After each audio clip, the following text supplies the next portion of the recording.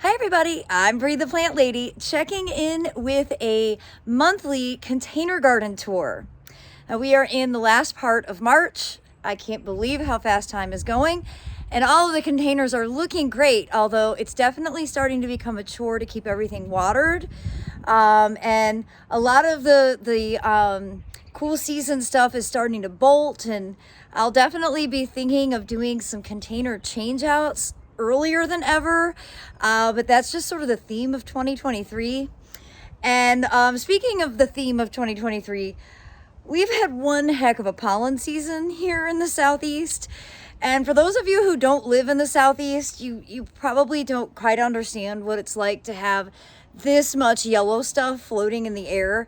And today is particularly bad. We've had some cooler weather lately, and I kind of thought pollen season was over, and then bam, it just came back in full force. And I haven't usually been impacted by pollen so badly, but this year, you know, I've got a stuffy nose and a headache, and my face feels swollen. And anyhow, if you get it, you get it. And everything is covered in yellow, and it's just driving me crazy. So all I want to do is power wash, and I know that it is totally futile because there is no getting around that there's more pollen in the air.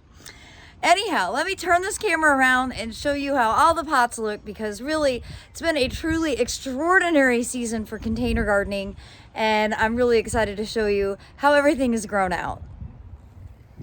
Well, starting here in the driveway bed, you can see it's quite windy. It's really hard to make videos with this much wind, and the rye pot is looking great. It is certainly in flower. The wall is extraordinary. I mean, look at how beautiful all of those violas look. And the grain side of the wall is growing out really well. I have been running the irrigation on this. Not a lot, about a minute a day, just to make sure that it stays nice and wet. And then the matching pots here near my kitchen door, I see they're so pretty. I love that orangey salmon snapdragon, and of course the violas just never let you down, and the curly kale. It's all just so pretty. Highly recommend this plant combination for cool season interest. And an update on these potatoes that I planted on the 21st of February, so just a month ago. You see they're growing quite well. And when I get back from my next trip, which I'm going up to Cape Cod tomorrow for the Master Gardener Conference, we will go ahead and top this off and fill it with more compost. So remember, when you're growing potatoes, the more stem that is buried, the better harvest you'll have. So we will ultimately get this entire container filled all the way to the top. And that way, in likely late June, early July, we'll just be able to dump it out, and the entire depth should have tuber production in it. Well, you can see these pots across the front look great. They haven't started blooming yet, but it's on their way, I'm sure. And this cauliflower, I bet, yes indeed, there's a little baby cauliflower in there. Oh, how exciting. Now, I've been complaining about the pollen. Aiden just said he has a terrible headache too. We've just been super unmotivated this afternoon. But look at that. It's just inescapable. It's so dirty. It's so gross, and it's just covering every surface everywhere. I had the windows open, just really stupid, because then the inside of the house started getting all dusty. I wanted to show you this pot because this is my favorite strawberry. This is Snowy Belle, and you can see lots of flowers coming on it. I don't see any fruit yet, but really once this thing starts fruiting, it doesn't stop until it gets really, really cold. So this is definitely hands down the best strawberry for a long season fruit set. As we come over to Dennis's bench, I wanted to show you all the pots here. So everything is doing well. So this is a raspberry from Bushel and Berry, and some anemones that I planted last year. And here we've got a hydrangea paniculata with mint ready for mojitos. And look at over here, we've got a blackberry that is starting to flower, and that is also from Bushel and Berry. Now, I keep the blackberry and raspberries in pots because they do have a disposition to spread everywhere. So when you grow them in a container, they're easier to control. And then you can see the poppies that I just tossed seed down into these pots. Those are germinating quite well. So those should be blooming. And then as we come around here, I definitely need to water. Though we've gotten some rain, I don't think it's really been measurable. Things are very dry. But this kale pot is looking really good. These poppy pots are doing really well. Everything is quite dry. I need to pull out the hose and water everything. But overall, I'm really pleased with how all of these containers look. Over here at the Carolina Garden House, all of these pots are doing well, also probably dry. You see, I missed harvesting this broccoli, and it's flowering, which I think is actually quite pretty. And I'm gonna let this one continue because I'd like to just gather seeds from it. I definitely need to water. Good thing I'm doing this tour, 'cause I'm heading out of town and these plants are very dry. But pleased to see that the hydrangeas that I was trialing for hardiness have grown right out. Of course, they're also covered in pollen. Everything just looks extra dirty. But the violas really are quite beautiful. And well, you can see this wheat, you know, which was blooming already now for several weeks, is maturing quite quickly. Just so you guys can understand what I'm talking about when I say everything is yellow. I mean, it really is like this gross, sticky yellow. I just tried to wipe down the patios here at our Airbnb because we have guests coming. And honestly, it's futile because when it's wet, even more pollen sticks. But I can't help myself. I continue to do that. Now here in the soil cube bags, you can see the poppies are doing great.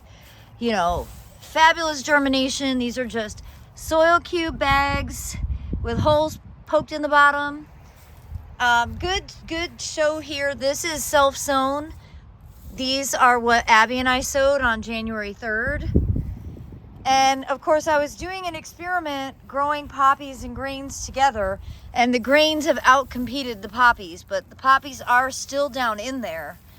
I doubt they'll really grow out because the grains have, you know, more than overcompensated. Same thing with these bags. Now we might get some. You can see the poppies are kind of stretching right there for light. And same thing there. And I'll tell you guys, I haven't watered these even once. And because they're just in bags of straight soil cube, they're really low maintenance. No fertilizer, and they're only getting rainwater. This is how well they look. Well, the greenhouse is full of pots and everything's needing to be watered on a near daily basis now. All of these seedlings are growing out really well. We did these on the last day of February, and we'll probably get these planted in the ground next week. I did indulge in some things that are a bit ahead of schedule, like this milkweed and these lupins. So I got at Bell's Seed Store in Fayetteville. They were just too pretty to pass up. And overall, everything's looking good. I wanted to show you this really cool Erycema ringens that my friend Dennis, who the bench is named for, as he gifted that to us, but he brought me this last week. It is a really cool jack-in-the-pulpit. And on this side of the greenhouse, you can see that the beets that Aiden and I sowed 2 weeks ago are germinating. And the 100-gallon root pouches of poppies and garlic are growing out really well. These dianthus just continue to bloom their heads off, and definitely plan to get that transplanted into the ground sooner than later. Now, you probably remember I had this planted with potatoes, and they did get nipped back. but they're fine under the soil and they will resprout. And then all of the broccoli that we planted a few weeks ago looks good. I've been keeping up with the BT. I wanted to show you this raspberry because I showed you a raspberry out front, and you can see the raspberry has taken over this entire 100-gallon root pouch, which is fine. I'd rather it take up that space than be in the ground where it could run 20 feet. Same thing here. I think this is a variety called Heritage, and they're really tasty and very, very reliably fruiting. And then you can see, you know, more broccolis that got transplanted into these containers 2 weeks ago. I think the best containers on the whole property are these grain tulip combos here at the fire pit, and they just are so cheerful. Of course, the tulips will be done soon, but they have been blooming for several weeks, and gosh, they are just so pretty.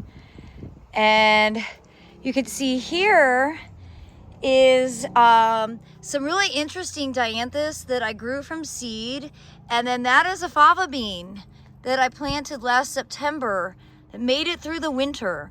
And I'm really excited to watch these as they develop their beans, or dried seed, to be able to eat.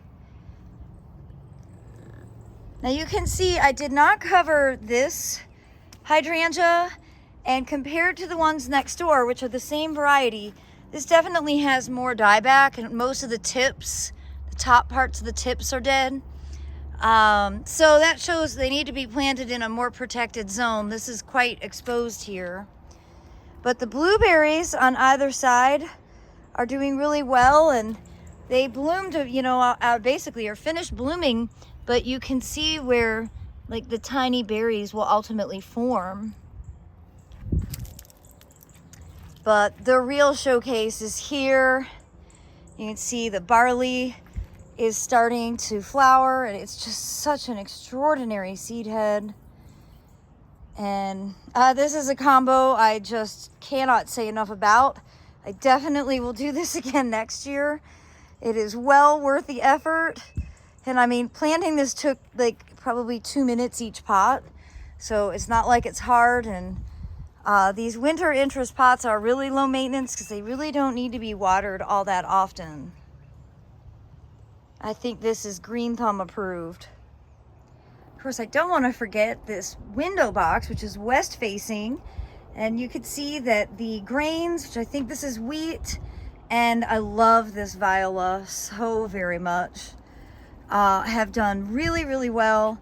This is a hard one to keep watered, and I certainly don't water it often enough, but having the oasis that you would use for a flower arrangement in this window box has definitely helped with the moisture. So I highly recommend that. I have that in another video that you can watch when we actually planted this back in January.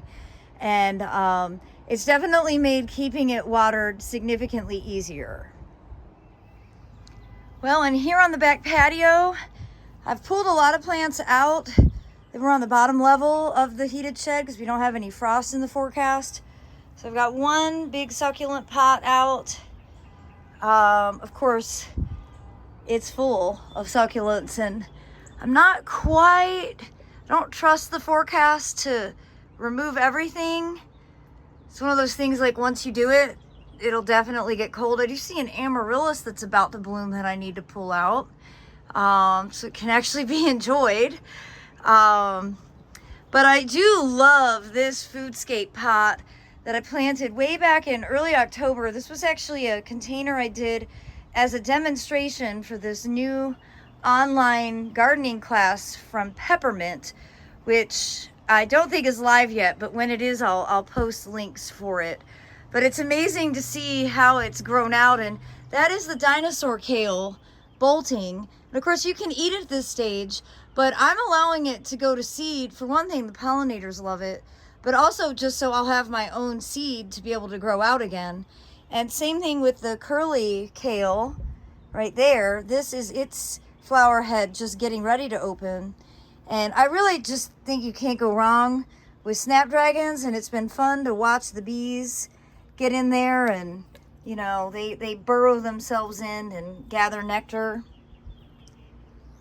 The succulent table is quite pretty. You can see that the red romaine lettuce is bolting, and soon I will be, you know, replanting this with tropical succulents that are stashed away in the shed. And underneath here we've got the lime tree mixed in with a bunch of begonias from last year that have been really outstanding. And I am not a begonia person, but I'm really impressed with this begonia. I don't remember the name, but I'm sure I've got a label in there somewhere. And then, of course, over here I've got some ginger and the tower garden. Not every slot is doing super well. So I think I'm gonna just transplant some broccolis into these empty cells. And I really do need to get fertilizer ordered for that. You can see the sweet potatoes are still growing. And then this pot, which has the triticum, which is a wheat rye hybrid, that is starting to bloom. And I'm anxiously awaiting these snapdragons to start to open. I think they're gonna be really beautiful. This pot has been hard to keep watered. It dries out every day. The violas are very sensitive to the heat. They basically just lay flat, but as soon as you water them, they perk back up. Well, I hope that you have enjoyed this late March container garden tour, and please be sure to subscribe, like this video, share it with your friends, and I look forward to sharing more updates right here from my Zone 7 Central North Carolina garden, particularly next month as I start to tear these containers apart and get them replanted for the warm season. Well, thanks so much for watching, everybody.